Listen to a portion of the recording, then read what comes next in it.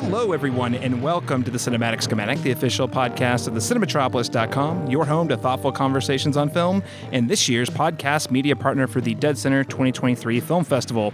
I'm your host, Caleb Masters, and we're taking a look at a film that's playing at this year's festival that I think has a really important and powerful story that we all need to hear, called Body Electric. We're going to be speaking with the film's writer, director, producer here in one moment. But before we get to the conversation, I just want to note that if you are listening to the show today and you enjoy the conversation, please make sure to support the show by subscribing to the podcast on Apple Podcasts, Spotify, or wherever your podcasts are found. And you can also learn more about all the films we're discussing over at deadcenterfilm.org. So let me give you a quick blurb about the film, Body Electric. Thank you guys so much for coming. 45, wow. I'm so excited about that. I, at middle age, am really questioning what happens to your mind and connection to your body. I've had therapists say, you've got a little body dysmorphic thing going on. The gay culture is especially obsessed with youth and beauty. Have you ever been on a diet? All my life. I was bulimic, and I had hundreds of ulcers in my throat. My husband bought me a new ass, new calves, Well, this and is full true. body life. Men come into the gym because they're trying to uphold this super unfortunate standard that's being placed on them by other gay men in the gay community.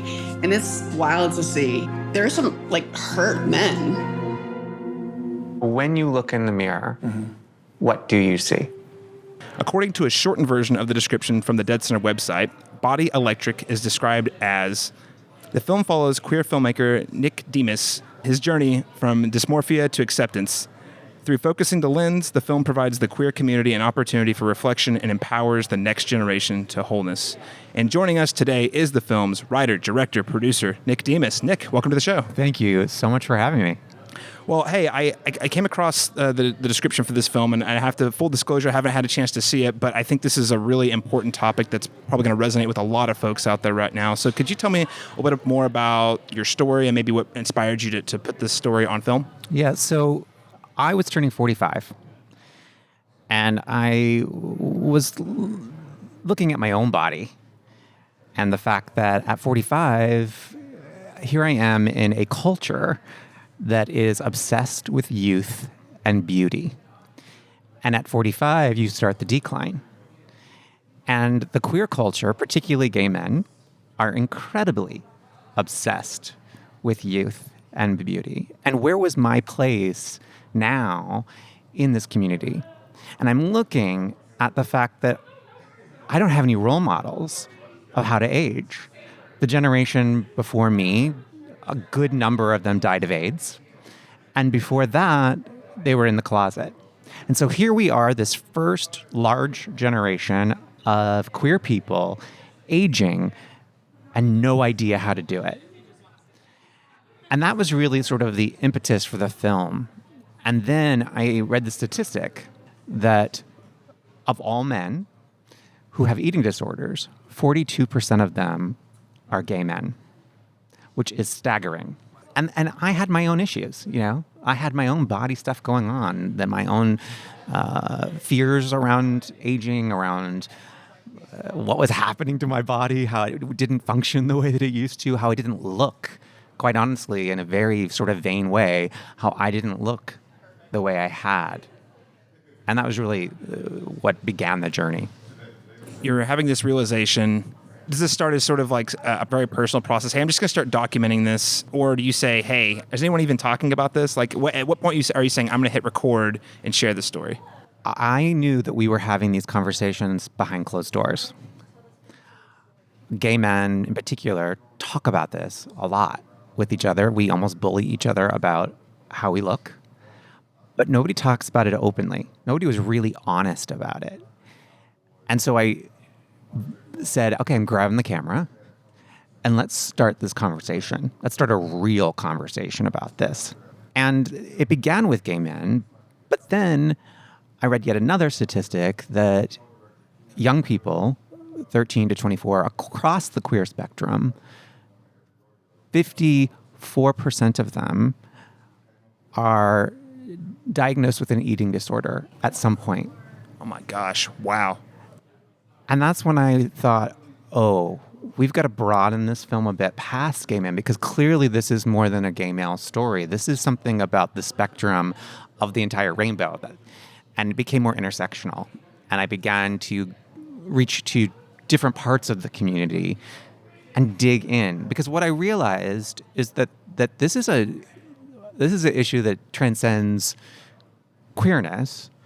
It is sort of we're the little microcosm of a greater macrocosm of body image in our country, and we're basically in the world, but particularly in America. We value body, we value looks, we value how people express themselves, and then we don't value some bodies. And that was really the conversation that I wanted to get going. Yeah, I mean, statistics like that, that's almost like epidemic type levels. If it was any other kind of more widely known disease, or widely discussed is probably a better way to put it, disease, that I think there'd be a lot more attention to it. What were some of your findings? I mean, you obviously have a lot of experience in your own community. What were some of the key similarities you're able to find once you expanded into other communities of people experiencing dysmorphia? Yeah, so here's the thing about body image. It is incredibly complex. I'm not sure I found one answer. You can't say, you ask the dramatic question and expect a yes or no answer at the end of the film. I think this is one of those films that we opened more questions, because there isn't one thing. It is not only, the bullying within the community itself, because here you are, finally finding a community of people that are like you, and then you torment each other based on the bullying that you received. There's that component. There's also a religious component for some people. There's a societal component of just being queer in the world. There's trauma. There are so many factors that it's incredibly complex.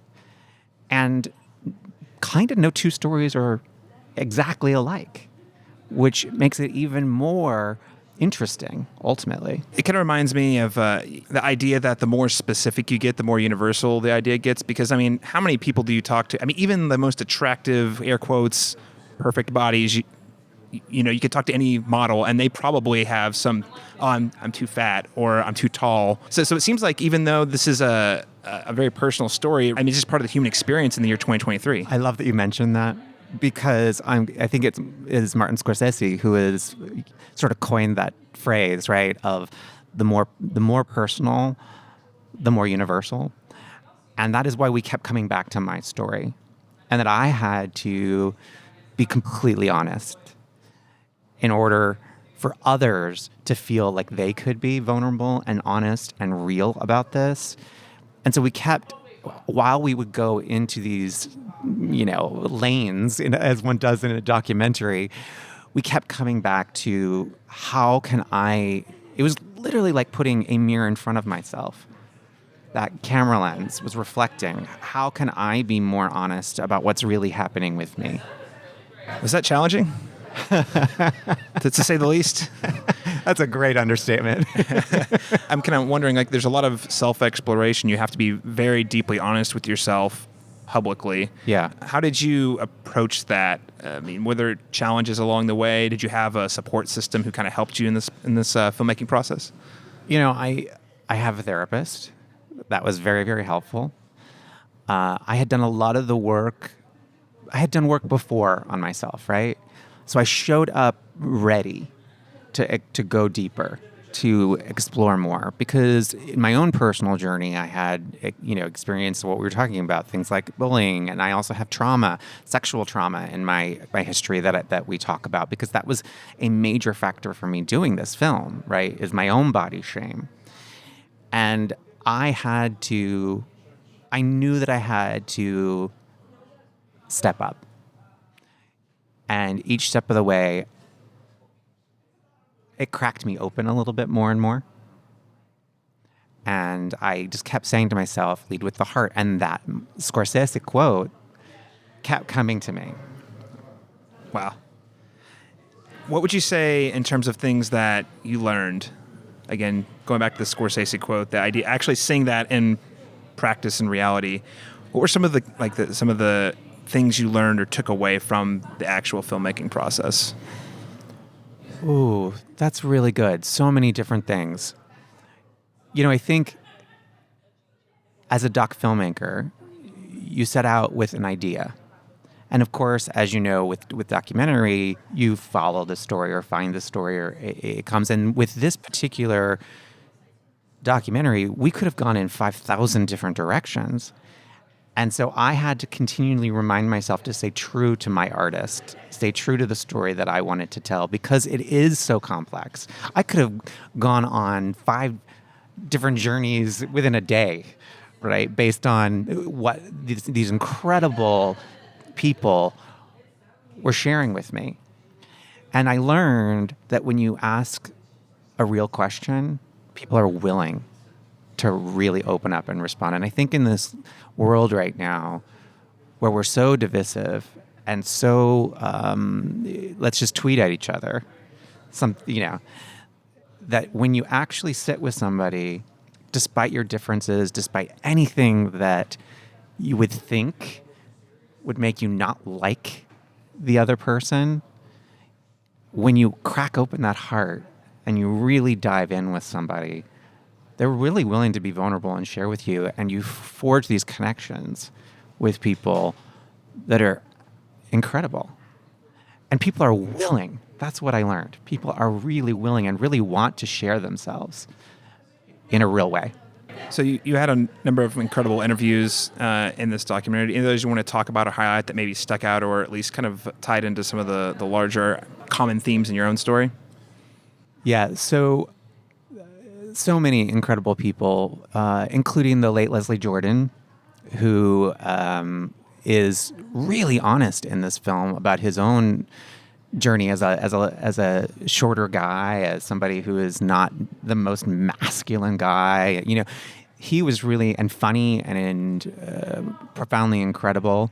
I also want to mention Daniel Aston, who transgender man who we interviewed, who died in the Colorado shooting at the club.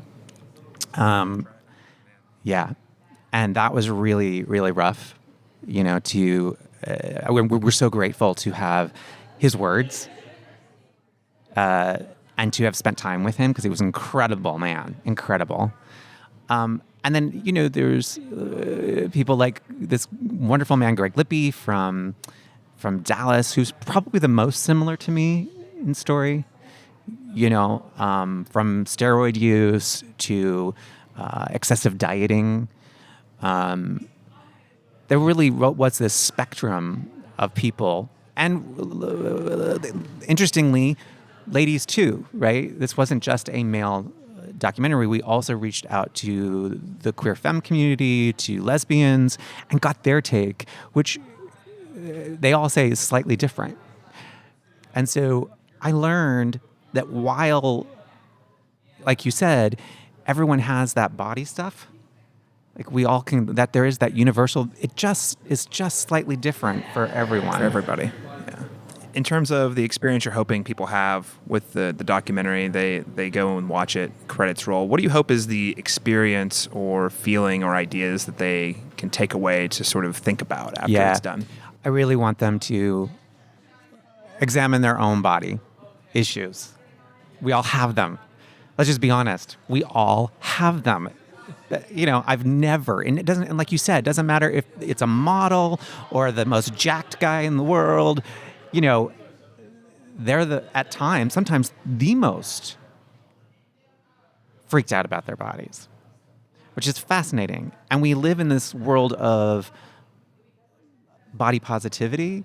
And even in that movement, we found that there's still that underlying fear or anxiety.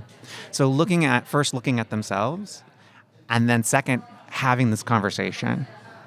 I really encourage people after the film to talk to people, because that's where the healing happens, is in the conversation, is in sharing your story. I know it has for me in this journey.